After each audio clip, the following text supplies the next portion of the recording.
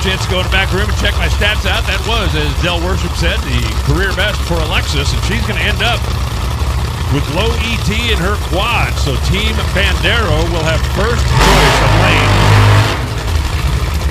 in the next round. Lane choice is always performance, but the quickest car gets first choice, second quickest car gets second, third quickest, well, you get the idea.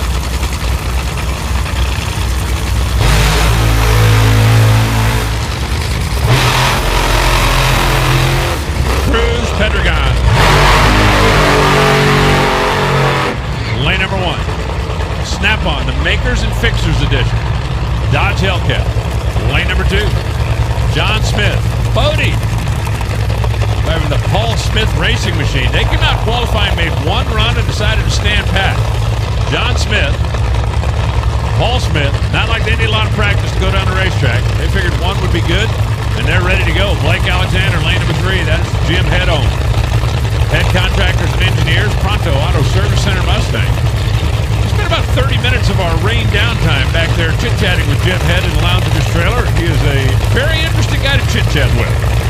Whether you're talking funny cars or, well, building runways for that matter. John Ford in lane number 4. The GOAT.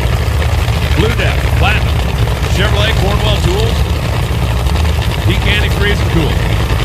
Cruz qualified number 2. John 7. Blake 10. John Smith 15. 2 go on, 2 go home. We haven't had 4 flames up runs to the lights yet. Let's see if we can get that done here in this squad. It's a whole lot more fun when you got to wait and watch the scoreboard to see who won. Remember, the flashing number got there first. The solid number got there second. But the 2 numbers that light up, they're going on.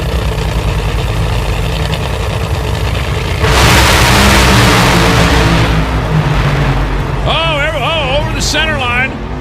Wow, how about this? John Smith goes on. Cruz Pedregon goes 389. John Force pedaled and couldn't get it back. Blake Alexander pedaled and went over the center line.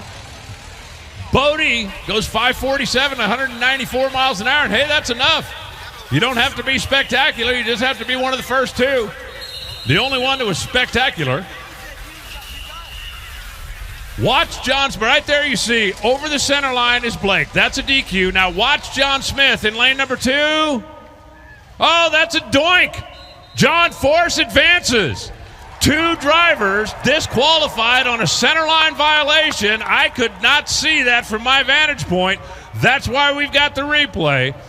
Blake Alexander went over the center line. That's a DQ. John Smith doinked the finish line blocks. That's a DQ. Cruz Pedregon and John Force advance into round number 2. Oh, I love 4 wide. I guarantee you this. John doesn't know it yet. The only one that knows he's in good shape is Cruz. John will find out when he gets around the corner. There's no question. Blake understands what he did, and I'm assuming John Smith knows that he doinked him down there. You can see him got out of the car. First thing he did is go up and look at it and go, oh, man. Watch this one more time. Touching a block or crossing the center line is an automatic disqualification.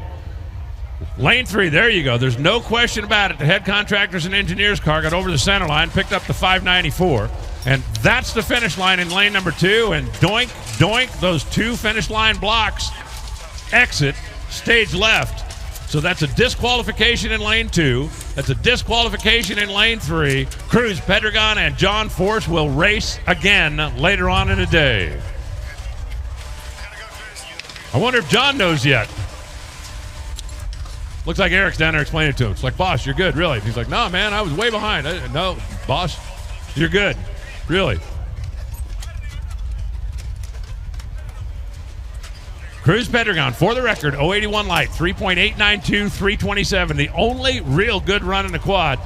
John Smith, 043 on the bulb. He was definitely ready with his foot, but his car got the finish line blocks. Blake Alexander, 053 reaction time. Again, very solid. Shook, rattled, crossed over.